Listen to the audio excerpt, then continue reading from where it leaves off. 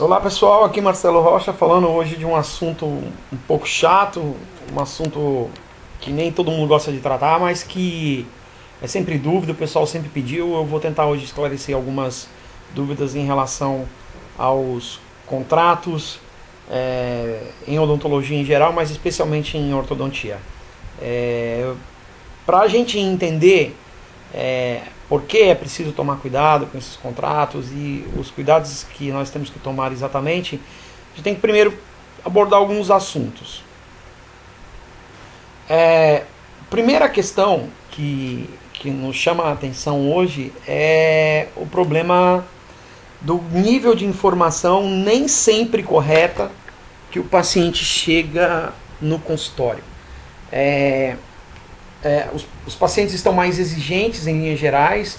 Antigamente as pessoas meio que aceitavam o que elas recebiam, e aqui não estou falando só do tratamento odontológico, mas de todo tipo de tratamento. O perfil do cliente hoje alterou de maneira que ele está mais exigente, ele espera um resultado melhor e está mais crítico em relação a esse resultado. Um outro ponto também que temos que tomar cuidado são os diagnósticos de internet, né? O Google hoje virou talvez o maior médico que existe, porque as pessoas sentem alguns sintomas, batem no Google e esperam obter uma resposta, e às vezes chegam com aquelas respostas impressas no consultório ou fotos de antes e depois, e chegam e dizem: eu quero que meu sorriso fique assim. E daí nós precisamos entender um conceito muito interessante que afeta diretamente a nossa obrigação em relação a esses resultados e como nós devemos nos proteger dessas situações. A principal maneira de se precaver de problemas jurídicos e até financeiros decorrentes de complicações de indenizações cíveis, ou mesmo um desgaste de imagem muito grande que pode decorrer de um processo, é você procurar se informar. Eu não estou falando que você deva ir fazer um curso de direito, se tornar um jurista, um especialista em legislação, mas pelo menos ler o Código de Defesa do Consumidor e o Código de Ética Profissional. Isso é o mínimo que você pode fazer. E lá você vai ver que o Código de Defesa do Consumidor, em especial, é muito importante até para que nós estejamos conscientes dos nossos direitos também. Uma outra maneira de evitar problemas, isso já quando você tem que mostrar que age de boa fé, é estar devidamente, juridicamente estabelecido. Então, primeiro, alvará de localização correto, junto à Prefeitura Municipal, laudo de fiscalização sanitária em dia, esse é junto à Secretaria Municipal de Saúde. O alvará de localização normalmente é junto à Secretaria de Fazenda do município. O laudo de segurança contra incêndio do Corpo de Bombeiro também é obrigatório. E o laudo de segurança da utilização de raio-x. Muitas clínicas, muitos consultórios têm feito a opção de não ter o raio-x para se livrar da novela que é ter esse alvará. Então, se não é mister para o seu consultório um raio-x, talvez às vezes seja melhor você não ter um aparelho de raio-x na clínica para evitar esses problemas. Como eu já falei, a responsabilidade odontológica na nossa profissão, ela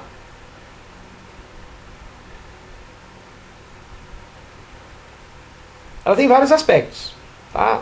Mas vamos dizer que ela tem uma responsabilidade civil e uma responsabilidade profissional. Vamos entender mais ou menos como é que funciona isso aqui.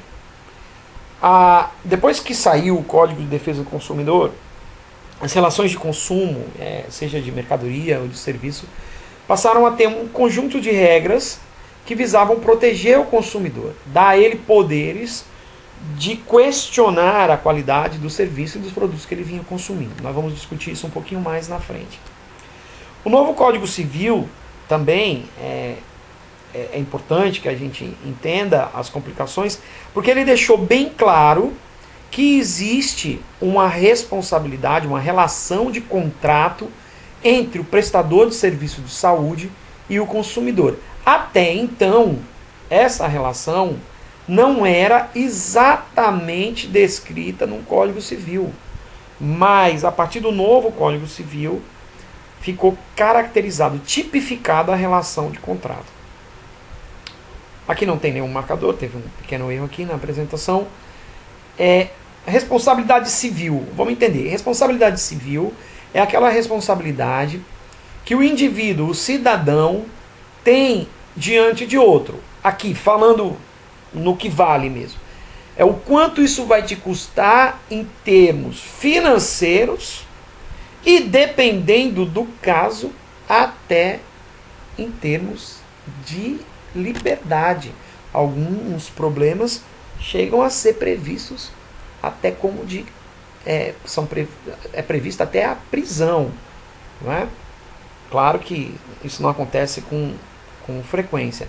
O mais comum na responsabilidade civil é a indenização, não só material, mas também a indenização moral. É aquela indenização onde o juiz determina quanto você deve pagar pelo prejuízo físico, pelo dano material e também pelo dano moral, ou seja, por quanto o indivíduo se sentiu desmoralizado, afetado. E aí, cabe ressaltar que a jurisprudência diz que o valor é tamanho que sirva como educativo ao profissional para que ele não torne a cometer. Então, assim, eu já vi, na pesquisa para falar isso aqui, eu vi indenizações que vão desde R$600 até R$60.000. Porém, os juízes tendem a considerar o valor mais alto. A outra responsabilidade é a profissional, é aquela que vai afetar a sua carreira, é aquela responsabilidade que cabe ao Conselho Regional, como órgão fiscalizador da profissão, determinar, que vai desde uma advertência oral, uma advertência escrita, até mesmo a perda da licença para exercer a profissão. Então, uma coisa interessante, uma grande discussão nessa questão do contrato, da prestação de serviço odontológico do ponto de vista jurídico, é a discussão sobre a obrigação de meios e a obrigação de resultados. A obrigação de meios, ela é tipificada, isso é uma discussão que vem desde os anos 30. O que é obrigação de meio, o que é obrigação de resultado, quem tem obrigação de meio, quem tem obrigação de resultado. Obrigação de meio é aquela caracterizada quando o profissional contratado tem a obrigação de agir no melhor dos seus conhecimentos, no melhor das boas práticas, porém o resultado do trabalho não é de sua responsabilidade. Ou seja, se ele ficou claro que ele executou o trabalho da maneira correta, dentro do que é preconizado, e fez, independente de seus esforços, o resultado sofreu uma variação, ou seja, foi aquém do desejado, caracterizou-se que numa obrigação de meio, ele fez o que deveria, recebe-se o valor, não cabe indenização no caso de um questionamento. Na obrigação de resultado, mesmo que o indivíduo tenha feito tudo nos conformes, tanto técnicos, esteja legalmente constituído, fez tudo certinho, mas o resultado não foi o esperado, caberia uma indenização. A grande questão é que, ultimamente, os juristas tendem a entender que na odontologia, em especial na ortodontia, a obrigação é de resultado. inclusive com causas julgadas nos tribunais estaduais, nas instâncias mais altas dos tribunais estaduais, tendo caracterizado, tipificado a obrigação de resultado. Qual é a implicação direta disso? É que não interessa o que você alegue. O indivíduo pode simplesmente dizer que não era aquilo que ele esperava, não era este o resultado que ele esperava, e pode questionar o resultado na justiça. Então, claro, tipificando a questão da responsabilidade, nós temos o agente, né, a pessoa que faz o ato, no caso o profissional, o ato da responsabilidade, ou seja, o que ele fez, a ausência do dolo, ou seja, ele está caracterizado que não teve a intenção de causar nenhum prejuízo ao paciente, a análise da extensão dos danos que o indivíduo está alegando que sofreu, e tem que estar estabelecida a relação de causa e consequência, ou seja, o nexo causal. O indivíduo fez o tratamento ortodôntico, perdeu inserção, houve arredondamento de raiz, em função disso caracterizou-se uma deiscência ou etc. Ou seja, é preciso que esses 5 agentes estejam interrelacionados para que se caracterize a responsabilidade do profissional. Ou seja, o que você fez, e aí nesse caso é por isso que você tem que tomar cuidado em todos os aspectos, porque cada um desses aspectos vai ser esmiuçado. O agente, no caso você, está com tudo em ordem? O local está tudo certinho conforme exige a lei? O ato seguiu estritamente as técnicas documentadas, cientificamente aceitas? Você documentou todo o ato, fez o registro de todos os procedimentos? Ficou caracterizado que não houve em momento algum a intenção de causar dano a esse indivíduo? E aí, eventualmente, se analisar este dano e se esse dano é proveniente deste tratamento, no caso. É isso que tem que ser analisado quando se vai ponderar sobre os elementos da responsabilidade. E diante da análise desses elementos, a gente chega à conclusão da suma importância dos registros dos dados do paciente. É comum, é mais do que comum, é rotineiro ver os colegas fazerem fichas protocolares que não são preenchidas, não prestam atenção na qualidade de suas anamneses, não pedem para o paciente assinar essa anamnese.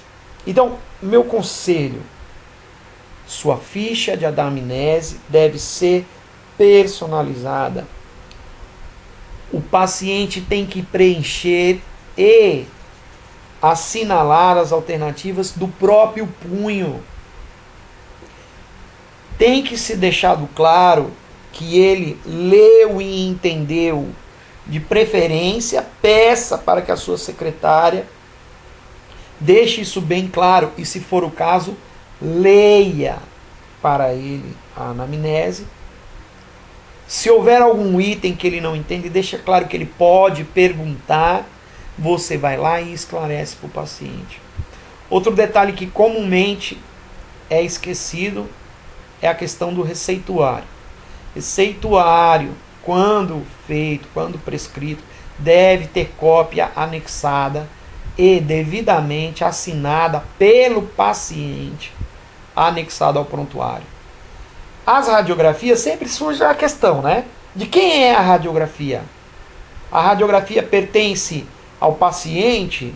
A radiografia pertence ao profissional? Qual é o prazo que se tem que guardar essas radiografias? É interessante aqui a gente chamar a atenção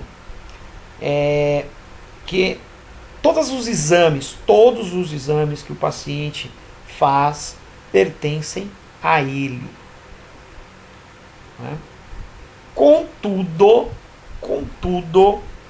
é da obrigação do profissional manter esses documentos anexados ao prontuário do paciente. No caso de se devolver essas radiografias para os pacientes, deve-se providenciar cópias e providenciar o protocolo da entrega dessas cópias, onde deverá constar que o profissional fulano de tal cede os exames, as radiografias para o paciente fulano de tal, sendo que a partir desta data o mesmo passa a ser o guardião, não é? O guardião desses documentos. Ou seja, ele tem a guarda desses documentos e numa eventual necessidade jurídica caberá a ele devolver, trazer esses documentos. Modelo de estudo é uma questão, né?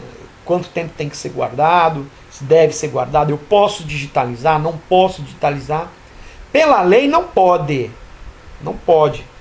porque não existe um mecanismo de segurança digital desses dados gravados, simplesmente digitalizados. Porém, o bom senso fala que é inviável você guardar 3.000, 4.000 modelos dentro de uma clínica. Então tem-se adotado para os modelos uma atitude semelhante à das radiografias. Você nomeia o paciente guardião, entrega para ele. Porém, não custa nada mostrar boa vontade e digitalizar. Nessa questão, em especial, tem uma discussão quando cabe o paciente questionar juridicamente um resultado. Tem-se o entendimento que algumas leis, não vou nem ficar citando lei aqui porque não adianta, mas se vocês quiserem eu posso especificar as leis, mas tem-se o entendimento que na área de serviço de saúde, assim como também para professores, o prazo para que o paciente questione isso na justiça se esgota com 3 anos. Logo, meu conselho, aqui quem está dando conselho sou eu, guarde esses modelos por pelo menos 3 anos. Questão de datas e horários. Especialmente em ortodontia, é comum os pacientes faltarem às manutenções. E no caso dos autoligados, isso é agravado porque as consultas são mais espaçadas, são 10 semanas. O paciente simplesmente marcou, faltou uma consulta, foram já 3 meses. Se ele se ausentar, ele vai às vezes aparecer com 5 meses. Isso é um problema sério. Como é que você vai se resguardar disso? Ficha clínica do paciente deve ser anotado a falta, anote a data, falta, assine, peça para sua secretária também rubricar do lado e quando o paciente retornar, peça para ele rubricar as faltas. Isso feito de maneira contínua, rotineira, vira prática.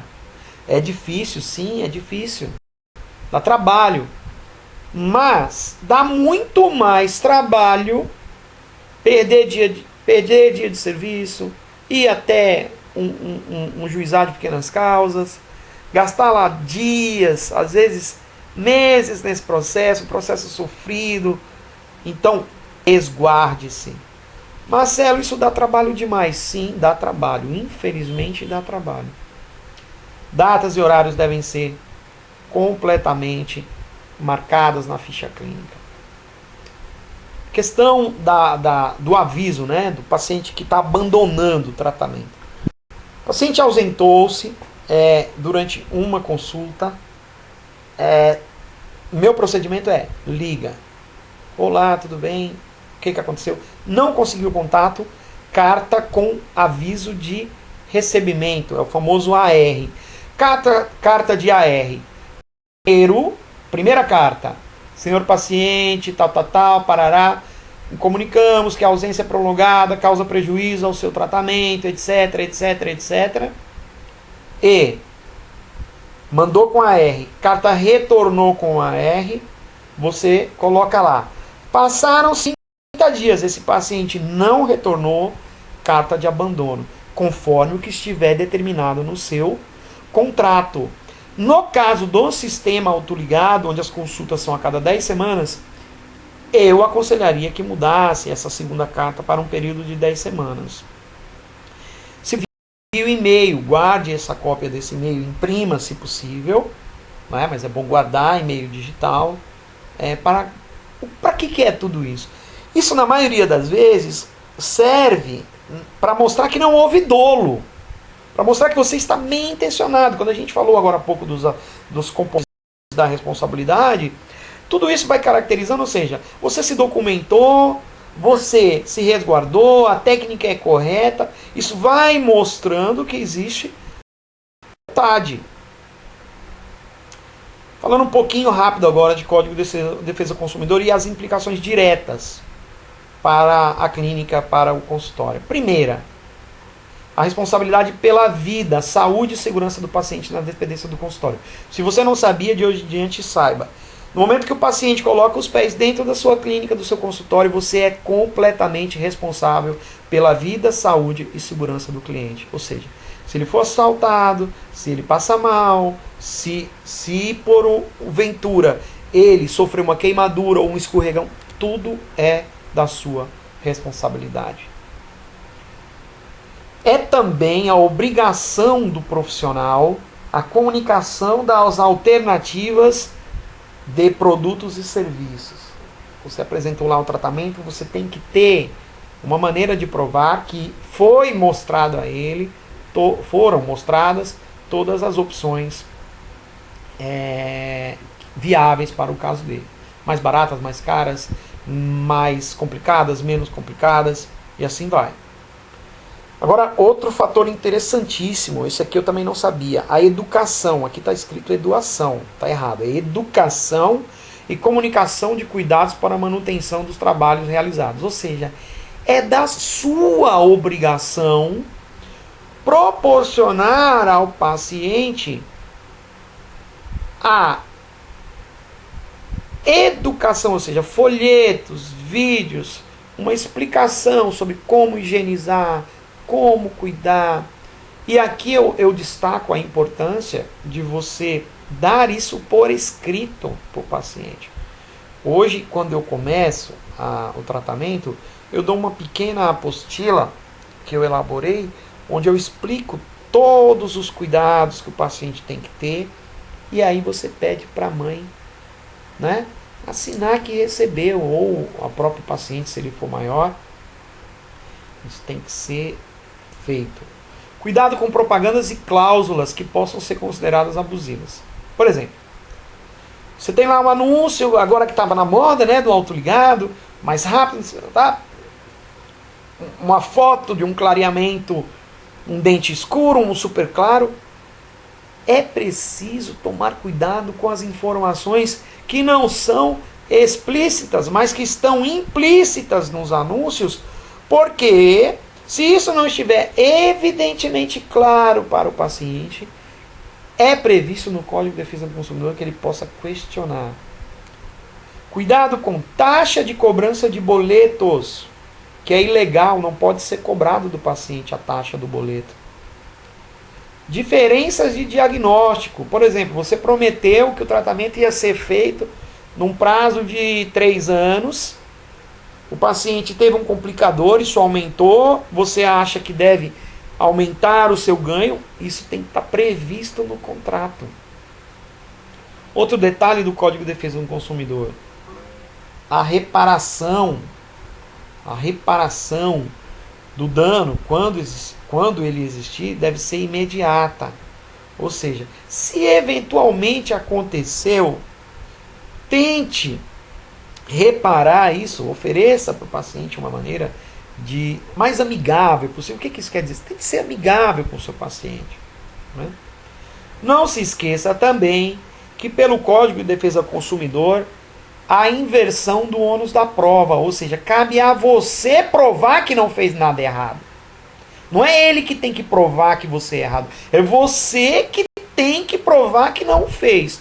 Logo, toda essa papelada, toda essa documentação chata com ressarcimento, você pode utilizar o planejamento em anexo para determinar o grau, né, a quantidade realizada e quanto que tem cada parte a ressarcir, né, ou você a devolver para o paciente ou o paciente ainda a lhe pagar.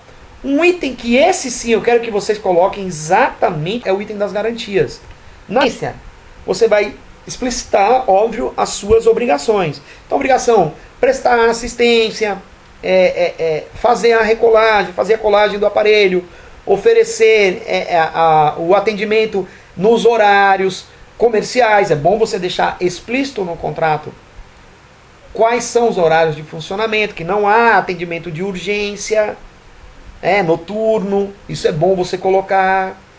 E aí, na hora de você especificar as obrigações do paciente, chama a atenção da necessidade de você deixar claro a questão da colaboração, a questão da higiene, a questão do pagamento, isso é importantíssimo, né? Afinal, nós adoramos ganhar dinheiro, adoramos tratar nossos pacientes, adoramos também ganhar dinheiro.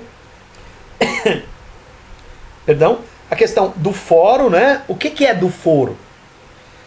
Quando você não deixa especificado no contrato qual é o foro, ou seja, qual é o local onde isso vai ser discutido, se o cliente se mudou e ele entrar com um processo com você lá em Salvador, você vai ter que ir para lá. Então aqui você tem que deixar explicado, né? Como você já deve ter visto milhares de vezes. Elegeu-se o foro de São Luís para as eventuais questões jurídicas. Então lá você vai usar a frase deixando claro que o foro utilizado, ou o fórum que vai ser numa eventual questão, fica o daquela comarca, ou seja, daquela cidade onde você é estabelecido. Não esquecer de colocar local, data e as assinaturas. Outro índice, outra coisa que outro item para chamar a atenção aqui, é a questão da rúbrica em todas as páginas. As suas nas vias do paciente, que ele vai levar, e as dele nas vias que ficam no consultório.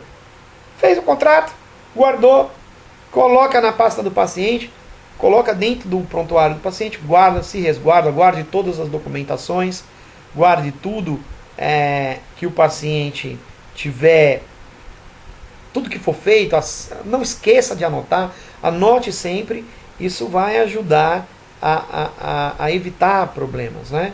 Mas o que eu chamaria atenção aqui, na questão especial dos autoligados, do contrato, é deixar claro que é um tratamento com valor fechado, que as consultas são feitas a cada 10 semanas ou no prazo estabelecido pelo profissional,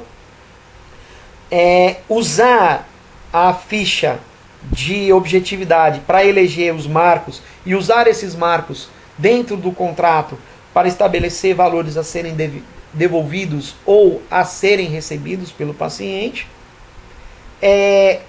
Tome cuidado com tratamento fechado com paciente em crescimento, paciente muito jovem.